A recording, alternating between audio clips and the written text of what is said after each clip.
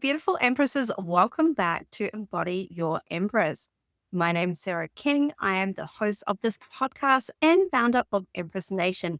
This is the place you want to be if you want to open up to new perspectives, shine some light on some things maybe you don't know too much about or want to know more about, and be around other like minded people having fun, deep, interesting conversation. Today, I'm joined by an awesome special guest, Kayla MacDonald. Now, Kayla is bringing the spiritual to food, and I'm really excited to hear what she has to share with us. So, as a food freedom and embodiment coach, welcome to Embody Your Empress, Kayla. Thank you so much for having me. I'm excited to be here. Ah, I love that. Let's start by hearing more about who you are as a human, as a soul, and how you came to be on this journey doing what you do. Yeah, so I am a writer and creative first and foremost. I am a spiritual seeker. I am a health coach gone rogue. And now I really consider myself exactly that, the food freedom and embodiment guide, because I really noticed in my own life that the health coaching field had a lot of helpful, great things about it.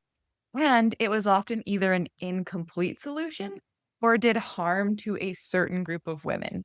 And that was often the highly creative, type A, performing women, often also women who had significant challenges earlier on in life, which was definitely my experience. So, me. Wow, that's really interesting. When you say challenges for those particular types of women, like it wasn't very beneficial, can you expand on that? How wasn't it very beneficial for them? So, the health coaching field is very much rules, restriction. It's very much about how you look, about finding the perfect diet, about having the perfect way of looking. And women who are already geared towards high performance, almost unrealistically high standards, a lot of all or nothing behavior, it actually entrenches them in those behaviors. So then one wrong move, whether that's like a simple cookie or a missed workout, will send them into this sense of, I'm not enough, I'm bad. And the shame spiral starts. And then one cookie becomes another meal. And it can become this very painful situation that's often very hard for people to pull themselves out of. Oh, I see. I see. To relate this to my own life, I love insight time at the app, right? For meditations and chanting and things like that. I love it. I love it. Please don't hate me, insight timer. However, with the daily streaks, like having to get notifications to log in today or you're going to miss your streak, it made me panic, which is literally the opposite of what I'm going to go do a meditation for.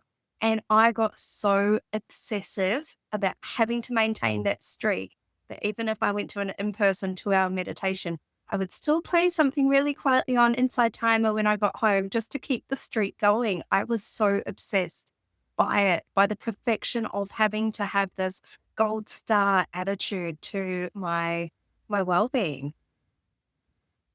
Yeah, I think a very common one. And I actually had to stop using a habit tracker on my phone for very similar reasons because you would have to like log in and remember to check it off. And then if you like even forgot to you did the habits, but you forgot to check it off, you would be, like, frustrated that your, like, perfect streak was missed. So, I definitely had to switch to a more gentle form of tracking myself, and that's been really helpful. Okay, okay. So when a woman is feeling like, okay, I need to make some changes in my health, I'm not feeling great in my body, they come to you. Where do you start with them? So, I start by really getting them to tap into how they actually want the journey to feel. And I get them to entertain the idea that for maybe the first time in their life, this gets to be fun, this gets to be playful, this gets to be pleasurable, And we'll often do some super conscious, subconscious rewiring that gets them into the beliefs that this actually can be pleasurable. And then I will often want to know their erotic blueprint, if you're familiar with that at all. Oh, Um, sure. it so every person has an erotic blueprint, and this is basically the language their body speaks in the bedroom. It's how they experience turn on, it's what like lights them up and excites them. And this is created not by me, by someone named Miss Jaya. And I started to deepen into my own work around this. And then I realized if someone's body speaks a language in the bedroom, they're also going to speak a similar language in the kitchen. And not only that, but with all of their different habits and how they build consistency. So I really look at my client as an individual with unique wiring. So I will take their blueprint into consideration and guide them accordingly. And then I would take them through my 5 element signature process to help them first get into their body, build rituals that really like support them and feel good and turn them on. And then we work in the element of water. And this one is huge because most people know what to do and they can do it some of the time. But when life gets stressful or there's anger or sadness, that's where the self sabotage creeps in. And then we move into the element of fire, which is really turning up the enthusiasm, the joy, the fun. And from there, we go into air. And this is, your typical mindset work that you see in a lot of programs. But it's not typical because now you have the embodiment, the emotional mastery, and the turn on and play. So it's like mindset with a heartbeat. And then we move into ether, which is that spiritual connection, that surrender, that trust in the divine, that everything's happening for you. Kind of the process I take my clients through. Oh my gosh, I love that. The mindset with a heartbeat. That is, oh, that is just a mantra that is going to stand out to me now. And often we get so hyper focused on the mindset work that we forget there is whole energy flow that needs to happen to support that mindset. That is really beautiful, Kayla. Yeah, thank you. Um, when you talked about one of the first points that people come in and you're rewiring their programming, what are some of the common limiting beliefs or self sabotages that a lot of women are facing? Some of the biggest ones are beliefs that it doesn't count as much if it's not hard, beliefs that it's more worthwhile and effective if it's hard, the belief that they don't even deserve for it to be easy, that's a huge one, especially if they've come from a lineage where it was hard for maybe their mothers, their grandmothers, whatever it might be. So low self-worth is a big one. And then it's not safe for it to be easy, so they have to have, like, a lot of control is another big one, and I would say those are probably some of the most common ones I come across. Mm. How do you help support women to install that safety in their body? Because I know a lot of women go through traumas that and their safety is affected. And that often shows directly in correlation with food and relationship to food. It's very easy to just eat to numb the body, to suppress the pain, suppress the emotions, and also hide through layers and layers on the body. And those layers can be physical and energetic. So, how do you support women coming back to that safety? That's a really powerful point, and I'm glad you made it because it's a huge thing for so many women, and that was definitely my case. I experienced big T trauma when I was 6, and that's when I started to put on the weight, started to binge and emotional eat.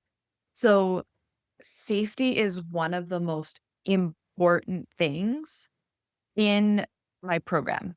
My intention as I weave all the work I do, it's about creating safety on multiple levels. So, safety in the body first and foremost by getting used to being in the body.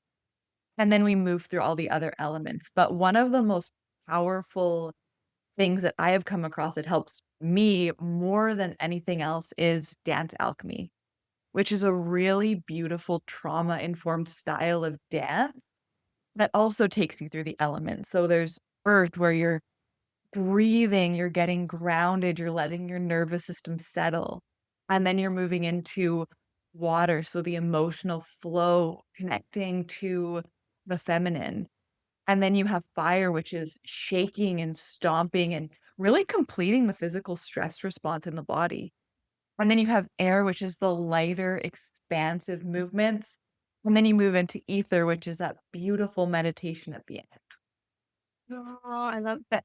Just hearing you talk through those made me take the most beautiful deep inhale and actually just feel so much calm flood through my body. So I could only imagine what it's like to do the process physically in the body. And it's it's so beautiful to know that there are practices out there to support you. Like when you are feeling unsafe in your body, just know if this is the first time you're hearing about it, know that there are practices out there created by people to support you. And it's about finding the one that resonates. So beautiful. Thank you for sharing, Kayla.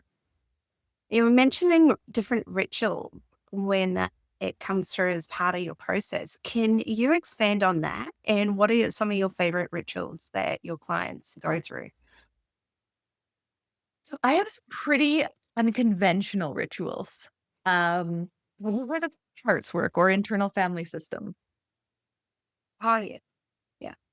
So I do a spin on that, but it's less like the traditional talk to your inner child.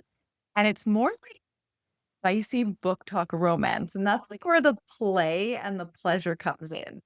So I get my clients to create two archetypes. Most of them choose two men, but if they are attracted to women, it can be women. It's more about the energetic qualities. And one of them is the fire starter. And this is the one that like pushes them past resistance, that gets them to take the action, that really challenges them to reach their potential, but in a very loving way.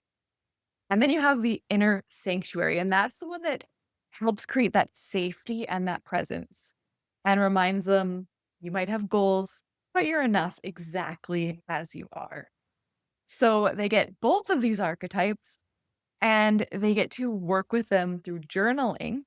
And that really helps them not only achieve those goals that they want to achieve, but do it in a way where they're enjoying it and loving themselves through the process. So it's really healing that push and pull between achieve your goals or love yourself. It's really letting them have both. So I do a lot of rituals in my program with these two archetypes. And that's been one of the most unique and creative parts of my entire process. That's really been the last missing link that I needed. And I think a lot of really creative women need as well. I love the idea of this. It sounds like a fantasy I've had before. That's really cool. And how do women respond to this when they say, when you when you explain, okay, this is the practice we're going to do? Are they all 100% in? Is there some resistance? Is there some tentativeness, or is there just celebration? It's been interesting. So I've ran my first beta round of Food Freedom Fantasy and I had 5 people in it. Um, Two of them disappeared. One of them was like, I got too busy. Can I do it next round? And I'm like, yes, of course. The other two seem to really enjoy it. Like, one of them's my sister, and she's like, I'm having so much fun with my love team. They're really helping me through hard moments. And, she's like, I cried when I did the conflict integration process. So it can start to be really emotional and really like tender and special. So it really depends on the person. Some people might try it and be like, not for me, which is fair. It's a unique approach. But the ones that it's meant for, it's such a healing technique. That's really beautiful. And I guess, like any practice, if you're open to it, like fully open and committed to the process, then you are going to go on your own unique experience, however that is meant to be for you. Um, and I love that you are taking a new spin on something that is traditionally, like, so typically in a box, especially when we think about food. I'm just thinking about food influences and fitness influences. Like where I live in Australia, it's a big fitness vibe, and everyone is wearing the same clothes. Everyone's talking on Instagram about the same food tips. Eat this, don't eat this, eat this. This is your calorie count, this is your macros. It's very much in one box. And I love that what you are doing is chucking away the box, getting rid of the box, and just like laying down a table with all different items and being like, let's actually explore who we are, because we're not just the physical, we are the energetics coming through as well. And that is so powerful. I love that so much. What has been your biggest passion while creating this process for women? I have personally benefited from it so much myself, and now it's just getting to watch other women turn this into a self-love story instead of like a chore or like a self-punishment, and just seeing how differently things go for them. And like my sister, for example, she has stuck with insanity for like months, and it's a hard program to stick to. And she's just noticing so many beautiful things. So it's really just, yeah, I'm kind of obsessed with it, and I love that it pulls from so many different things I've learned and studied and practiced over the years, but it really gives it this playful Kayla-ness that I don't think anybody else would have been wild enough to come up with. Oh, I love that. I love that you picked that out of the ether and you just ran with it. Um, the question that just popped into mind right now, and it probably is going back a little bit in our conversation, however, is the embodiment part of it and the disconnect that many of us in our society still have with our physical body, our head, and probably not even connected to any source coming through. It's still really prevalent at the moment. There are so many people I talk to, and they're like, I can't feel it in my body. I don't know what that phrase even means. I know it's everywhere. Embodiment, the phrase is everywhere, but there are people that are still struggling to get that connection happening. It's very much people are still in their head, they're still in their brain, they're still trying to think everything out. How can a woman get that first step into connection with her body? I would say one thing I would start by recommending as like a bonus tip is taking off the pressure to get it right or trying to like figure it out from the head up, because that can actually create even more struggles with it. And I would personally recommend movement would be one of the most powerful ways. So maybe putting on some some kind of song that they really love, and maybe just starting to notice your breath. That's a really easy entryway, or easier than a lot of different other things. And just starting to notice if your breath is shallow, is it deep? And then maybe doing some gentle head circles and just noticing how the neck feels. And then maybe doing some really light touch of the hands. And just starting with these smaller pieces and just starting to practice it for maybe one song a day. And seeing how much you can connect to the different sensations. And if you notice you're starting to like overthink it and get yourself back into the head, then come back into breathing. So that's what I would recommend. And over time, it really does start to become more natural over time. Mm. And it will flow. It'll flow from that dance movement into your intimacy as well. Because I speak with women and they're like, oh, like my intimacy is, it's lacking. I'm not feeling, the passion flow through, it's sort of going through the motions. And I'm like, well, how do you feel in your body? And that's when these conversations happen. They're like, oh, I don't feel in my body. And I'm like, well, you're not going to have an orgasm if you're not feeling in your body. It's just as simple as that. So I love that. Having some dance flowing through. And that will help in all areas of life because we all love to feel the joy and the spark and the passion of and the fun of what is available to us. Absolutely. And as you mentioned that with like the intimacy and the turn on, that's another part of my program that some women do lean into is you can actually write a little bit of like spicy scenes with these archetypes. And you just get to play and imagine. And imagination can be a really powerful way to bring back that aliveness and that turn on into your real relationships. And a lot of times they can find that they're like reading a scene or imagining a scene and that they start to feel things in their body, whether that's just like their cheeks heating up or butterflies in their stomach or certain things. And they can start to tap into that. And that can be a pathway to connecting to your body as well. I love that.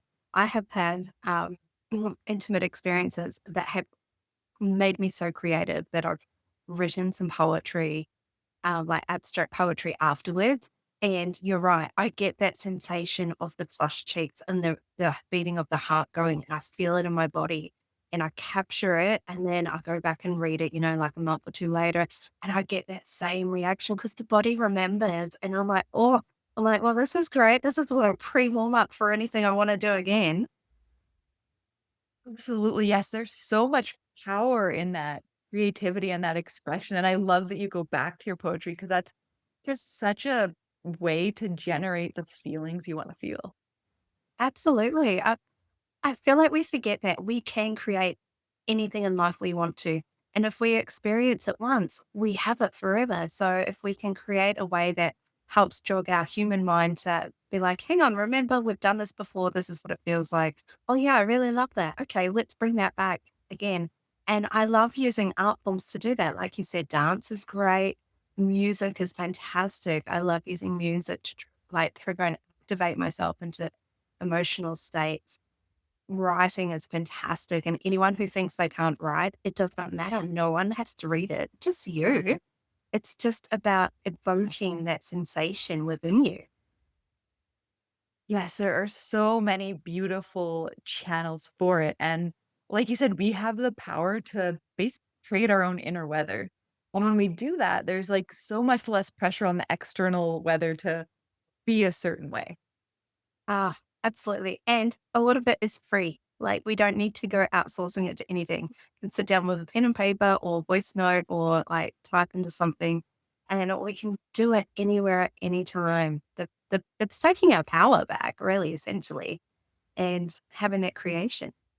Beautiful. So in your work, does actual food come into a focus at all? Way less than you would expect. So Really? comes into play in a few ways. So first, I was a health coach for 7, 8 years. I have the eating psychology certifications, all the things, but I really look at it through that like mind body lens. So in the initial lesson, when they're building their rituals that support them, we might talk a little bit about macronutrient balance. We might talk a little bit about more of the how to eat than the actual what to eat, because the how to eat is so important and so often overlooked. And then in terms of cravings and things like binge and emotional eating, again, we can also talk about the power of macronutrient balance and how some of that can help stabilize blood sugar. So the physiological reasons for those cravings aren't there. But many times it's more mental, emotional, or spiritual reasons. So when that happens, we actually use the love team to do a little bit of like a craving intermission. So when the woman is feeling like eating all the things because she's emotional or tired or whatever it might be, she can actually go to these archetypes and get support from them. So they can ask her, "Hey, what do you really need?" And that's one of the really cool parts of the program is helping create a different pattern that isn't binge or emotional eating, but still not really about the food that much at the end of the day. How common is binging and emotional eating? I would say it's quite prevalent. Um, Most of my clients have struggled with it to some degree, and this has been the thing I've struggled with the most since the age of 6. And I think it's a big one for, again, a lot of, like, type A, high performing, like, get out there and do the things kind of women, because it's really the only way they let themselves stop and rest. And they'll sometimes push themselves so hard that then that becomes like a knee jerk response, and it feels like they've been, like, overtaken and they just can't help it. So, yeah, I would Mm, say it's pretty common. yeah.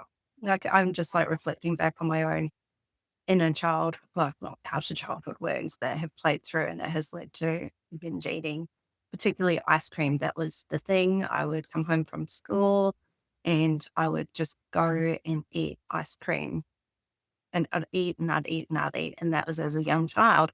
And now ice cream is still my comfort food. And I'm really just, this might sound ridiculous, as a 40-year-old woman who has done a lot of the inner work, but it was only in the last couple of months. I was just like, huh, hang on a minute.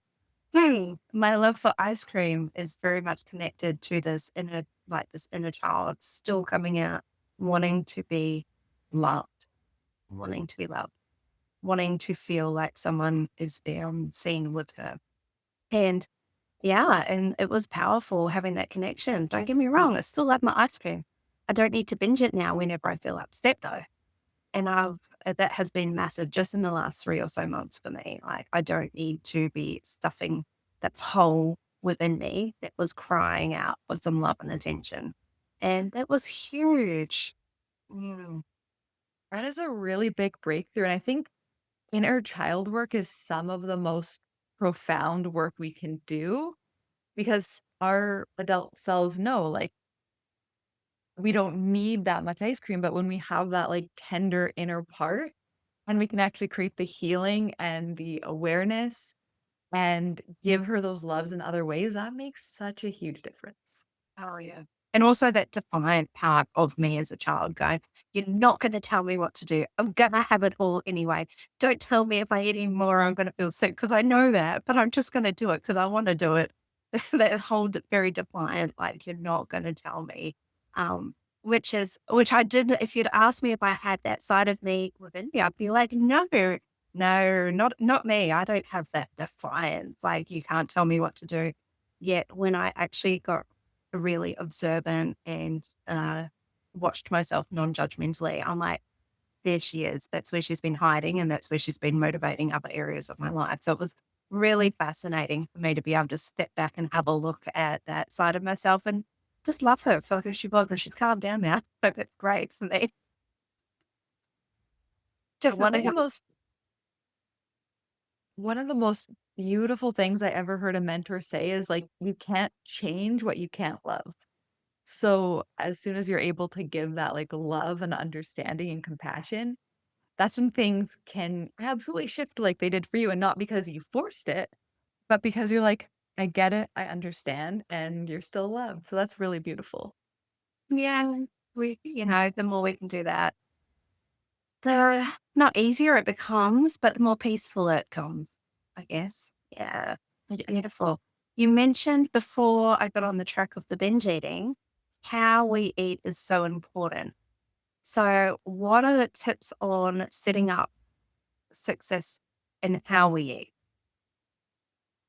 So there's a few really key things, and I'll first preface this by saying we live in, like, a very busy, chaotic world. Sometimes moms are gonna have to eat on the run when they're driving their kids between appointments, whatever it might be. So this is not about hit this every time, or, this isn't another reason to, like, beat yourself up. But wherever possible, there's a few really key things, and one of them is slowing down when you're eating as much as possible, because fast eating physiologically to the body feels like a stress response. And when we're in that stress response, our body is going to think it's needing to fight a tiger. So it's not going to be set up to digest our food, absorb nutrients, extract all the really great life force from the food we're eating. And then the other one is bringing presence and awareness to what it is we're eating. And that's because about 30% of our eating actually happens in our brain. So if we are eating while driving, with distractions, while watching TV, we're really only getting about 70% of the eating experience. And that's where a lot of the mindless eating, the overeating, the binge eating can actually come from. So those would be the two things that I really focus on with clients is slowing down where possible. And then how often can you avoid the distracted eating and really like be there for your meal and appreciate it and just take it in. Okay, so not being in our mind when we're eating, is it that at the other activity we're doing is just taking so much mental attention that our brain is not connecting that we are actually eating? Is that what that means? Exactly. Yeah. So 30% of our entire eating experience is in the brain. And if our brain is also working on a project or driving or watching something that's really engaging, then we're actually missing out on a significant part of that eating experience. Wow, I need to stop eating while I'm on my laptop then, because I snack. I snack when I'm on my laptop when doing work because I'm like, it's a reward system. Wow. Okay. Time to change some habits. And it's a tough one. I used to love eating in front of the TV with like every meal. And then I realized when I did that, that was when I A, wasn't paying attention, so I'd finish my meal and then I'd wanna order Domino's every time. And I started to realize when I actually sit at my table and I'm present and slow down, like, I don't wanna eat Domino's. That's just wild. So, it does make a huge difference. My gosh, that makes so much sense. Like sometimes I've had an early dinner while doing something, and then later on I'm like, what am I going to have for dinner? And then I'm like, oh, wait, hang on, I ate, but something's not quite registering. That will be why. There you go. You learn something new every day. Oh, beautiful. And so when women are coming through your program, Kayla, when they finish, what are their transformation results looking like? What are their biggest takeaways? They are definitely able to manage their emotions better. They have these, like, healthier coping mechanisms. They feel better in their bodies, like, every time they finish a dance alchemy practice, because that's something we do on each of the weeks, they just glow a little bit more, and they're like, "That's my new favorite." And what I really love about it is when they leave, I always think the most important thing you can do is give people the tools and the transformation so they don't need you forever. They get to go on and live their lives and keep embodying what they've learned. So they actually get this, like, beautiful little love team system that they've created for themselves. They get to go and use not just with food anymore, but with the rest of their life. I think that's the part I love the most is because so many women are held back with binge eating, emotional eating, which can lead to burnout. There's a lot of chronic dieting thoughts. And a lot of these women have like, if not all of them have these beautiful gifts that they're meant to bring to the world. And sometimes the fixations about food and eating can hold them back from doing those things. So now they're equipped with the tools and the practices to help them build the capacity to do those bigger things as well. Mm, what a beautiful gift in life to have that power within yourself to go out and create what you want to. Fantastic. All right, Kayla, I have three Empress questions for you. The first one is, how do you embody your Empress? I dance like the Empress every morning. And I don't know if you've heard of her. She's on Spotify. She's called Imperatrix. And she's got really beautiful, like, affirmation style dance songs, and I was like, "What does Paratrix actually mean?" And I guess it's another word for empress. So, Oh, great. You'll have to send me that link. I would love to check that out. I That's definitely fantastic. will. Okay. And what does your Empress energy feel like for you? It feels light and playful. It's definitely, like, in the body, in the heart. There's a lot of, like, giggling and laughter and silliness, I would say. I love that. I love that. Probably some dance moves coming through too. Yes. Fantastic. And what are your parting words of wisdom for inspiring your nation? I would say that pleasure is not an afterthought that you get to after you've done the thing. Pleasure is actually the path to the thing. And you deserve to feel good regardless of whatever your pursuit is. Yes, I love that so much. I love that so much. It's like we punish ourselves by taking pleasure away. It is in everyday life and everyday things, and we actually get to choose to call it in. Yeah, I Yes. love that.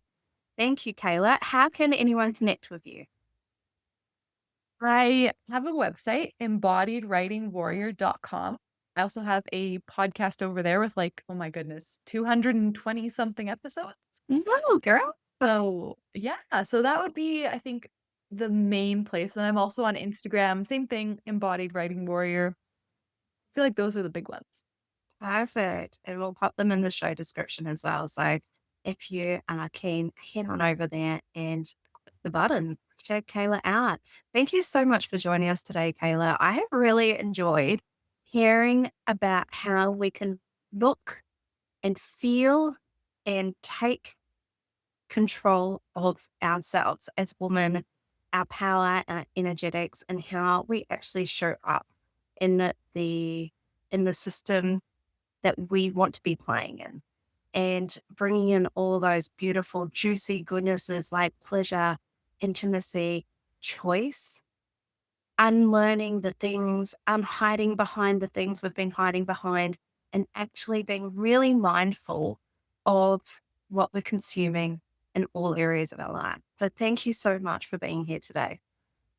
Thank you so much for having me. I've loved this conversation. Oh, me too.